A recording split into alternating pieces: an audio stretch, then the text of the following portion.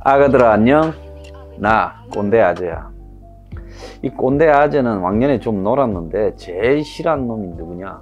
위선적인 놈이야. 가식적이고 위선적인 놈이 차라리 나 나쁘다 하는 놈보다 더 싫어. 근데 최근에 아주 가식적이고 위선적인 집단이 하나 있었지. 그 박영수 특검이라고. 박영수 특검이라는 거는 언제 생겼냐? 2016년 12월 20일쯤에 당시 박근혜 정부가 그야말로 국정을 농단하고 재단에 돈을 받고 그 다음에 이 최순실 딸 말 지원금을 받고 뭐 이렇게 해서 부패한 정권이라고 이걸 밝히기 위해서 만들어졌어. 자, 그런데 이 특검은 공무원이냐 아니냐? 아재가 퀴즈를 내볼게. 특검은 공무원이냐 아니냐? 특검은 공무원이야. 특검은 혼자 하는 게 아니라 제일 보스가 특검 박영수, 그 밑에 특검보 2명, 그리고 그 밑에 수사팀 팀장을 우리 저 성렬이 형이 했지.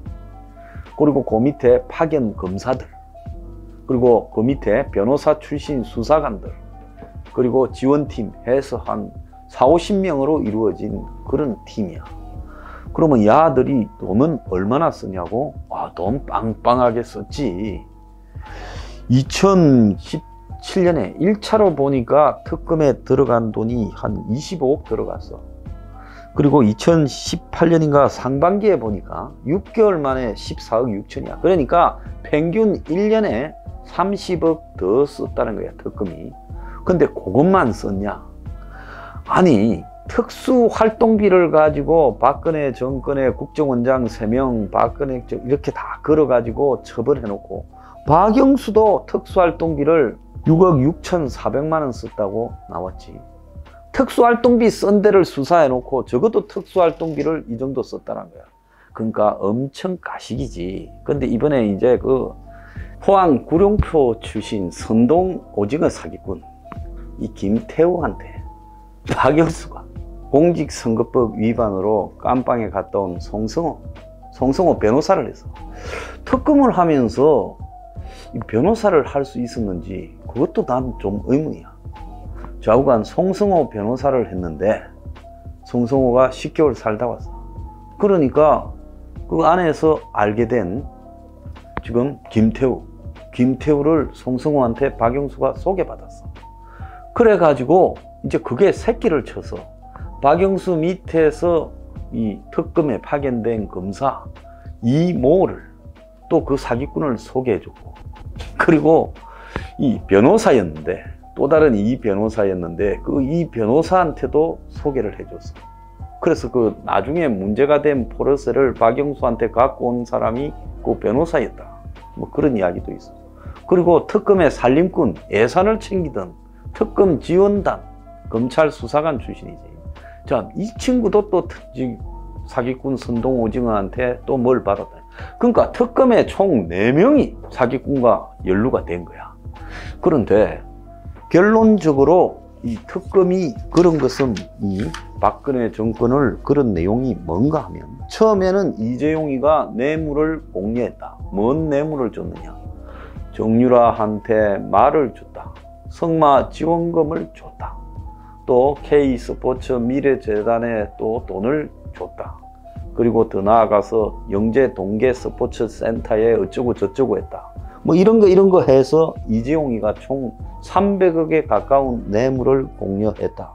이래가지고 이재용이 깜빵에 들어갔어. 그런데 올해 1월 달에 고등법원에서 최종적으로는 이재용을 봐줄라 그랬는지 특검이 잘못 수사했는지 모르지만은 남은 죄가 성마 지원금을 삼성이 줬다. 정유란 쪽에. 그리고 동계 스포츠 센터를 지원해 줬다고. K 스포츠와 미르재단은 무죄가 됐어. 그래서 뇌물액이 86억으로 300억쯤에서 확 줄었어. 그래서 이재용이 2년 6개월이 선고돼서 지금 안방에 살고 있는데 곧 풀어준다고 소문이 장안에 났지. 문가리가 참 식성도 좋은 것 같아.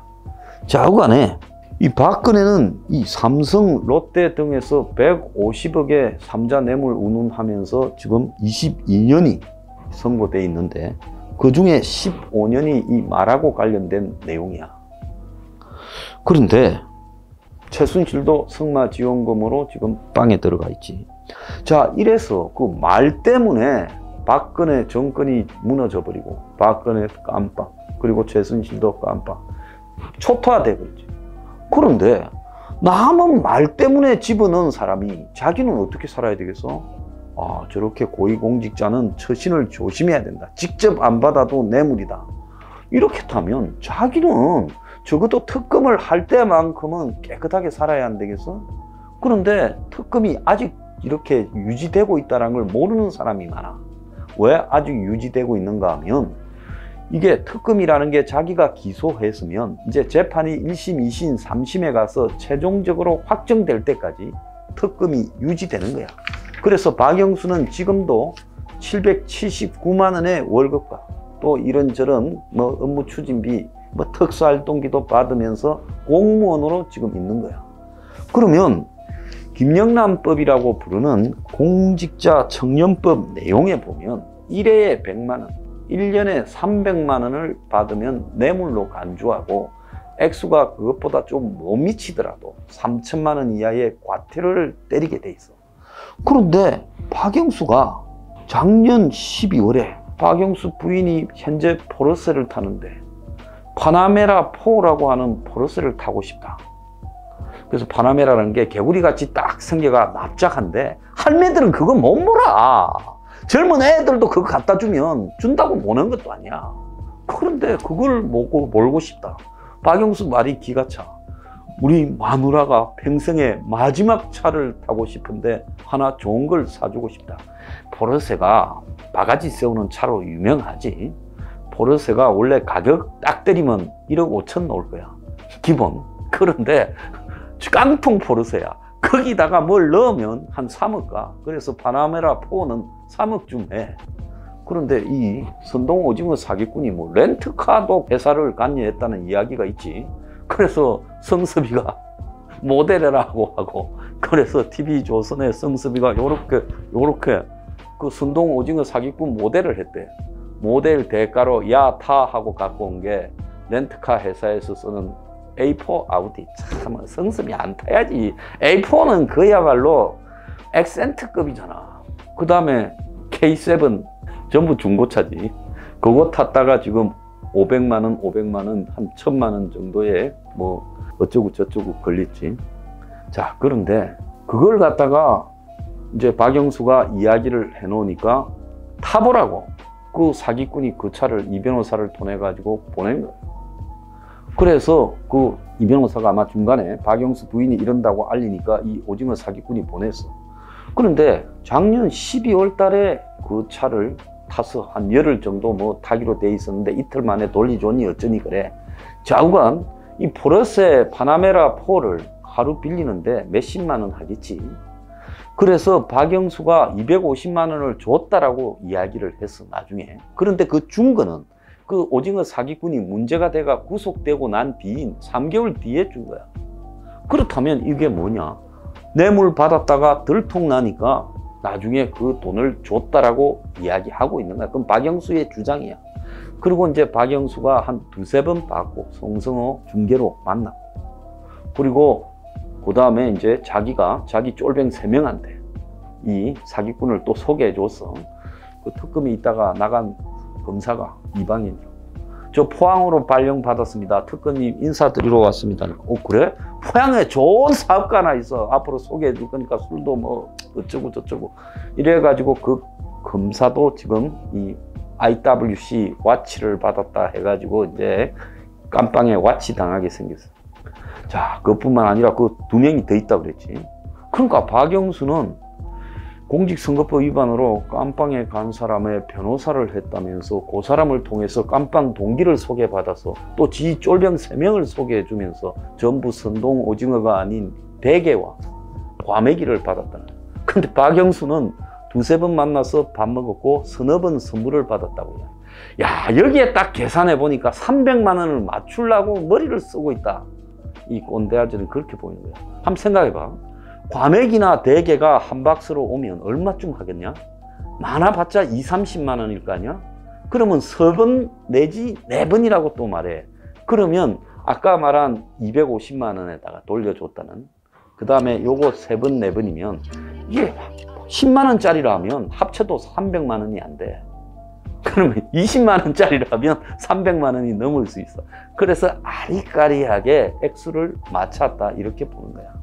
그런데 이게 말이야, 지난 정권의 대통령을 말로 보내놓고 지는 저거 마누라 포르쉐를 갖다가 위해서 이런 사기꾼을 깜빵에서 갔다 온 줄을 엄연히 알면서 만나고, 또 주변을 소개하고 밥 먹고 또 주변에다가 선물 뿌리게 하고, 도대체 이런 정도의 도덕성을 가진 사람이 특검을 해서 지난 정권을 작살내고 본인이 도덕의 화신인 양 이렇게 해야 되겠어 이게? 자, 이자가 그냥이 아니라 중수부장도 했고 검찰의 고위 간부를 다 거친 사람이야. 자, 나갈 때도 검찰은 오만해서는 안 된다고 온갖 폼을 잡고 간 사람. 자기 할아버지가 뭐 북제주군 초대 군수를 했고 아버지가 지방에서 향판, 목포에서 향토 판사를 했대. 그런 사람이 그러면 자기는 처신을 똑바로 해야지 자기 처신이 이따위로 돼가지고 지금 뭐라고 하겠어. 근데 웃기는 거는 보통 정권에 찍힌 사람이 사표를 내면 사표 수리를 안 하고 네가 진 죄가 무죄로 규명이 되어야 집에 갈 수 있다 이러는데, 박영수가 7월 7일 날 서너 번 과메기 받았다 대게 받았다 하면서 그만두니까 문가리가 7월 9일 날, 아니야 7월 8일 날 잽싸게 그 다음날 사표를 수리해 준 거야. 그러니까 범죄자를 조사를 받아야 될 자를 사표를 수리해 줌으로써 풀어준 거지. 그래서 문가리 한편인 참여연대도 어째 이럴 수가 있냐고 이의를 제기해서, 그래서 그걸 보면 문가리가 박영수가 지난 정권을 초토화시켜서 보내버리고 나니까 그 덕을 봤다가 박영수가 삐끄덕하니까 잽싸게 덮어주는 양상으로 가고 있다.